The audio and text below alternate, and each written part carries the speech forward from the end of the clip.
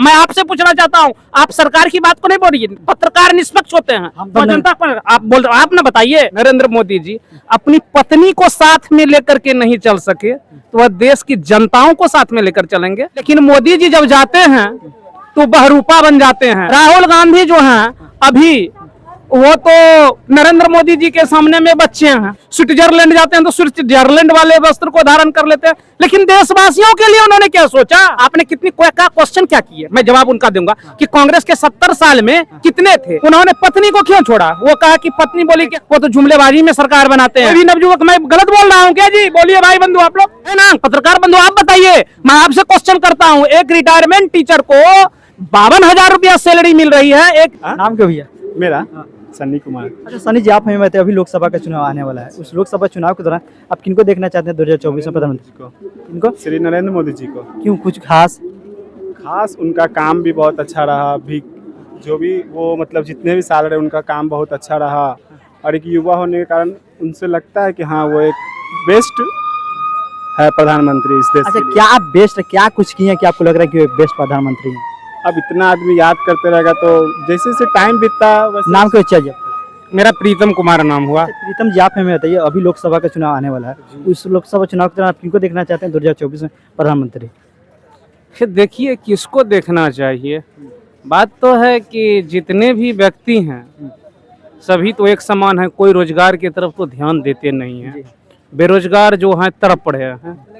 इसमें क्या कहा जाए, कोई भी प्रधानमंत्री बने, मैं तो यही कहूँगा कि जिनके पास में पत्नी और बच्चे ना हो वैसे प्रधानमंत्री बनने के लायक नहीं है। क्यों?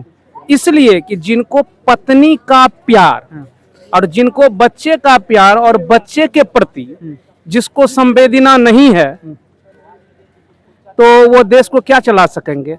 गांधी जी को बापू इसलिए कहा गया था, वो बच्चों के लिए मरते थे, देश की आजादी हम लोगों के लिए कराए। जिस गांधी जी के सपनों को साकार के बात करते हैं कोई भी राजनेता, मैं उनसे पूछना चाहता हूं, पत्रकार बंधु आप उनसे पूछिए कि गांधी जी का क्या था कि सभी नौजवानों को तड़पते हुए मरते देखना चाहते थे, कि तूफान में उड़ती हुई देश को जिन्होंने बचाया उनसे भी तो वो शिक्षा प्राप्त करे, जो कि अंडर एज में शादी किए। खैर उस समय होते थे। नरेंद्र मोदी जी अपनी पत्नी को साथ में लेकर के नहीं चल सके तो वह देश की जनताओं को साथ में लेकर चलेंगे? ये मुमकिन लगता है क्या? ये तो जुमलेबाजी में इन्होंने सरकार को बना लिया। अच्छा, ये मतलब मोदी जी से इतना नाराजगी क्यों है आपको?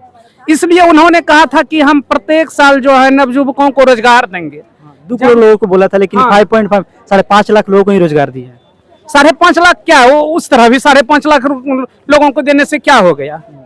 इतनी बड़ी आबादी वाले क्षेत्र में जो बिहार की जितनी जनसंख्या है, मैंने एक स्टेट की जितनी हमारी जनसंख्या है उतना अमेरिका की जनसंख्या है, वहाँ इससे ज्यादा लोग कम रोजगार मिल रहे हैं। हम लोगों को कोई रोजगार नहीं। वो कहते हैं स्वरोजगार। क्या स्वरोजगार का कितने केंद्र खोले, कितने पैसा दिए? उन्होंने बड़े बड़े कंपनियों को दिए, टाटा को कंपनी को, अंबानी को, अडानी को, उसको दिए कि गरीब बच्चों को क्या दिए? वो खाली कहते हैं हम गरीब से आए हैं, गरीबता से। हम चाय बेचने वाले के बेटे हैं, चाय बेचते थे, चाय बेच करके मैं इतना दूर तक आया हूँ। तो चाय वालों के लिए उन्होंने क्या किया? हालांकि वो तो कहते हैं कि आप आत्मनिर्भर बनिए। आत्मनिर्भर कैसे बनेगा? मेरे पास में कुछ नहीं है, पहनने के लिए कपड़े भी नहीं है, तो कैसे आत्मनिर्भर बनेगा? उनके पास कहां से पैसे आएंगे? कभी सोचा? गांधी जी बोले थे कि हमारे देशवासियों के लिए 3 हाथ का ही कपड़े पुरते हैं, हम 3 हाथ का ही कपड़े पहनेंगे। लेकिन मोदी जी जब जाते हैं तो बहरूपा बन जाते हैं। यदि वह गए आर्मी कैंप में तो आर्मी वाले वस्त्र को धारण कर लेते हैं, अमेरिका जाते हैं तो अमेरिका वाले वस्त्र को धारण कर लेते हैं, स्विट्जरलैंड जाते हैं तो स्विट्जरलैंड वाले वस्त्र को धारण कर लेते हैं। लेकिन देशवासियों के लिए उन्होंने क्या सोचा? वही बहरूपा। वो कहते हैं कि हम जो है 5,000 का एक थाली भोजन करते हैं, हम लोगों को 5 रुपये का भी थाली भोजन करने के लिए हम लोगों के बच्चे, हम लोग तरसते हैं, देशवासी तड़पते हैं। अच्छा, उनके कार्यकाल में विकास का क्या कुछ स्थिति है? कुछ नहीं। मैं जो जैसा देखा था कि मनमोहन जी की सरकार है उससे भी इनकी बेहतर हालत है। किसान के सर पर टोपी है कि नहीं? वो धूप में जा रहे हैं गेहूं काटने के लिए, टोपी है कि नहीं? बारिश के समय में धान को लिए रोपने जाते हैं तो छतरी है कि नहीं, उसको उनको चिंता है। उसको खुद अपनी राजगद्दी को लिए उन्होंने पत्नी को क्यों छोड़ा? वो कहा कि पत्नी बोली कि हम को पत्नी स्वीकार करते हैं तो हम आपकी सेवा करने के लिए आते हैं। तो कहाँ वो स्वीकार किए, कहाँ आए? वो देश की जनता को क्या स्वीकार करेंगे? वो तो जुमलेबाजी में सरकार बनाते हैं। अच्छा, उनके कार्यकाल में देखा जाए, आप बात कर रहे हैं विकास की, तो विकास के बात की मतलब आप जो कर रहे हैं उनके कार्यकाल में देखा जाए तो बहुत सारा विकास हुआ। जैसे आप देख लीजिए कांग्रेस के कार्यकाल में, कांग्रेस 70 सालों में 6 एम्स बनाया था, समझ रहे, बनाई थी, लेकिन उनके कार्यकाल में अब 18 मतलब बना करके 24 मतलब हो गया, समझ रहे।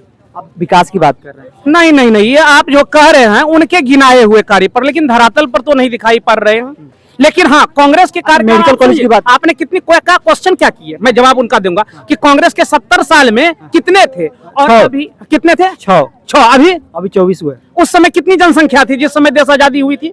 मैं आपसे पत्रकार बंधु क्वेश्चन करता हूँ। 121 करोड़ लगभग। अभी कितनी करोड़ है? 142 करोड़। कितने गुने हुए? मतलब 20 करोड़ मतलब बढ़ गया, समझ। 20 करोड़ गुने कितने बढ़े? गुने कितने गुने जनसंख्या बढ़ी? मतलब नहीं समझ। आपने आजादी के समय की मैंने जनसंख्या को आपसे मैंने पूछा तो आपने कितनी बताई जनसंख्या, और अभी की आबादी की जनसंख्या का कितना गुना हुआ?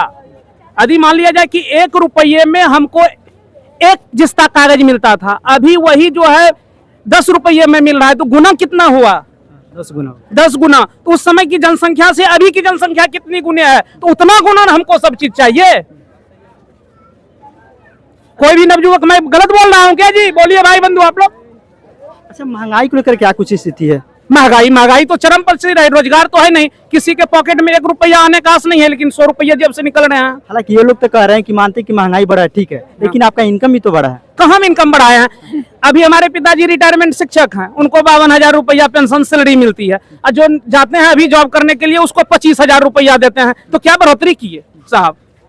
आप बताए ना, पत्रकार बंधु आप बताइए। मैं आपसे क्वेश्चन करता हूं, एक रिटायरमेंट टीचर को 52,000 रुपया सैलरी मिल रही है, एक रिटायर पीयून को 25,000 रुपया सैलरी मिल रहा है, लेकिन आज जो एक कार्य करने के लिए हाई स्कूल और +2 स्कूल में टीचर पढ़ाने जा रहे हैं उसको 25,000 रुपया सैलरी दे रही है। तो क्या हम इनकम बढ़ाया? मैं आपसे पूछना चाहता हूं, आप सरकार की बात को नहीं बोलिए, पत्रकार निष्पक्ष होते हैं, जनता पर आप ना बताइए। हम तो कहते हैं नहीं घटा है उनकी आमदनी जो है। जो लोग बात बताते हैं उसी हम उन्हीं के बात के अनुसार हम आपको बता रहे हैं। क्यों? आप जब हमसे इतना प्रतिक्रिया लेते हैं तो आपने सरकार से कितनी बार प्रतिक्रिया लिए? नरेंद्र मोदी जी से कितनी बार प्रतिक्रिया लिए?